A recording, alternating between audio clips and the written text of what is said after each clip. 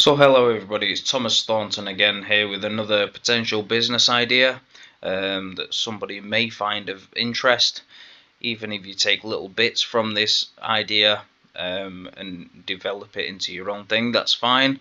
But I thought I'd just give you the idea and what I've got so far. So this idea is a mobile pop-up sensory play service delivering immersive OFSTED-aligned developmental experiences directly to nurseries, childminders and parent groups across the UK. Using a custom-built van or trailer or some sort of mobile unit fitted with modular sensory equipment, including light displays, tactile zones and sound elements. The service brings high-quality, structured play environments to settings that lack space, staffing or funds to build their own. It addresses a growing gap in accessible early years enrichment by offering bookable compliant sessions that require no setup by the customer or client.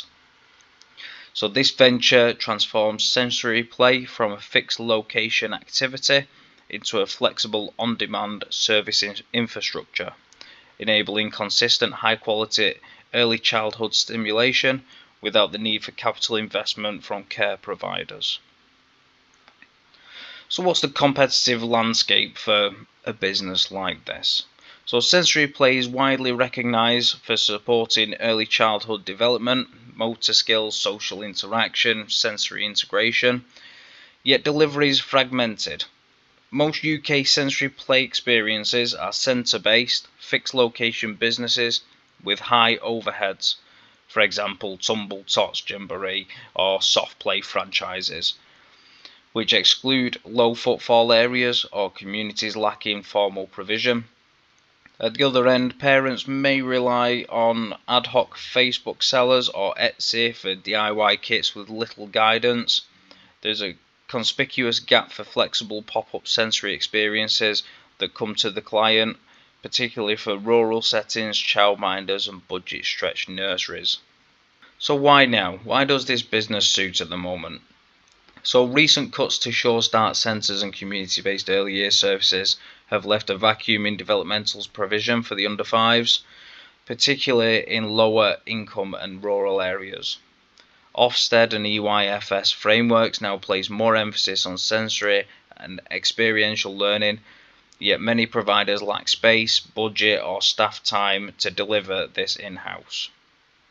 Meanwhile, post-pandemic parenting has seen rising demand for structured, low-commitment enrichment activities outside the home, with Google Trends and Facebook group activity showing spikes in sensory play areas and baby classes near me. So who would the target market be for this particular business idea? This service is aimed primarily at nurseries and preschools without access to dedicated sensory spaces or equipment. Many operate from rented or older premises where installing permanent sensory provision is unfeasible, making a mobile bookable option highly appealing. It also targets childminder collectives and informal parent groups running state and play sessions who want engaging developmental activities without the hassle of sourcing or supervising specialist kit. For them, the ease of a ready-to-use, compliant experience is a strong draw. Community organisers and local SEND groups also represent a valuable segment, especially those running inclusive or outreach sessions in underserved areas.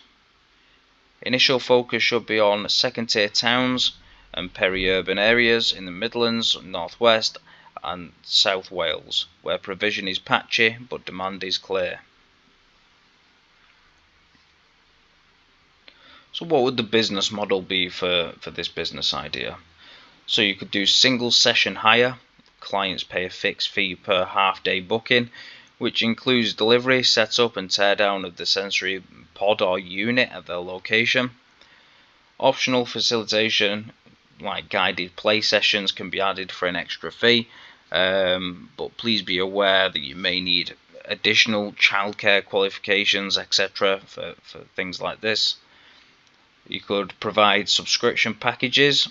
Nurseries and childminders can commit to regular weekly or monthly visits at a discounted rate. ensuring consistent developmental programming without internal resource strain. You could also add upsell add-ons, so you could offer complementary products such as take-home sensory kits, developmental play guides, or referral rewards for parent groups, increasing the average revenue per customer over time. So what would you actually be doing? You could convert a small trailer or other mobile unit into a modular sensory pod with wipeable, durable soft furnishings and interactive elements such as bubble tubes, fibre optic lights and tactile panels. Each booking involves towing the pod or the unit to the client's site, setting it up safely, often in a car park or attached outdoor space, and optionally facilitating short sessions. You'll handle marketing via local authority early years forums, nursery manager cold outreach, and Facebook parent groups. So what would the scalability for a business like this look like? So this is very easy replicatable via additional pods and operators. Each unit is self-contained and can be franchised or licensed.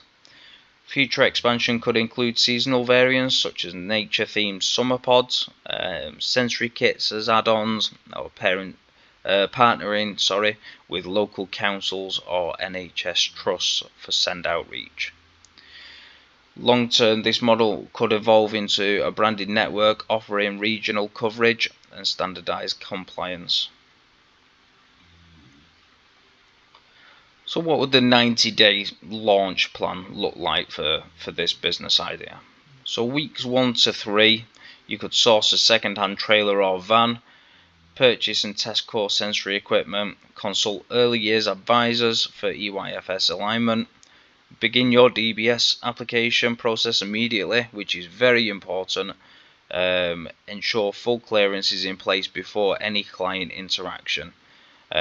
So also touching on the second-hand trailer or van, you're obviously going to want to make sure it's reliable, good quality, and is safe to be kitted out. So weeks 4 to 6, you could design branding, build a basic website with booking functionality, and develop session safety protocols. Soft launch with private test runs for feedback with no children present. Week 7 to 10, with DBS approval secured, you could begin active outreach to nurseries, childminders, and community groups. Offer free taster sessions to generate early testimonials and trust. Weeks 11 to 13, start paid bookings and implement a term time subscription offer. Use insights from early customers to refine session flow, marketing language and logistics. So the risks with this business and how we can mitigate those risks is as follows. So equipment wear or damage, you'd have to use commercial grade sensory gear, hold spare elements and cleaning supplies in the van or vehicle. Weather and logistics constraints, you'd have to design a pod to be usable year round, insulated and portable heater, etc. Obviously a safe one. Pre-survey sites for access. So safety and compliance concerns align closely with EYFS and public liability requirements. Optional facilitator, must be DBS checked of course, and slow adoption countered by a low capex, hyperlocal launch. Initial customers can act as validators for trust and bookings. And the strategic lens with this sort of business is a hyper-local infrastructure as a service mixed with tech modernized legacy service. So this venture turns developmental sensory play, traditionally static and location tied, into a deployable service infrastructure, aligning with EYFS compliance and the decentralized nature of UK early years education. So I know that I've put this idea out there quite fast and I've flown through this slideshow, but the main foundation of the idea is there, and then if you wish, it's for you to sort of build on and elaborate So let's just recap. This venture turns high quality sensory play into a flexible mobile service infrastructure, solving a real growing pain point for nurseries, childminders and community organisers that seem to be struggling to meet early years development standards with limited space and funding. By combining a simple operational model with recurring revenue, low setup costs and proven regulatory demand, it offers a clear path to both impact and profitability. With early traction focused on underserved UK towns and scalable through modular pods, this is a timely and investable opportunity to modernise early years enrichment at the grassroots level. So that's all for this business idea. I hope you've taken something from it, even if it's a new sector or industry of a business idea that you want to look into.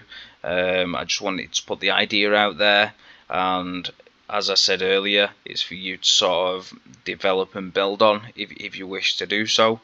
Even if this idea isn't for you, there may be something that you've taken from it that's of value to you. And this is just one of many business ideas that I share for free. If you want more ideas like this and access to other exclusive business ideas that I don't share on YouTube, you can always head over to my Patreon if you wish.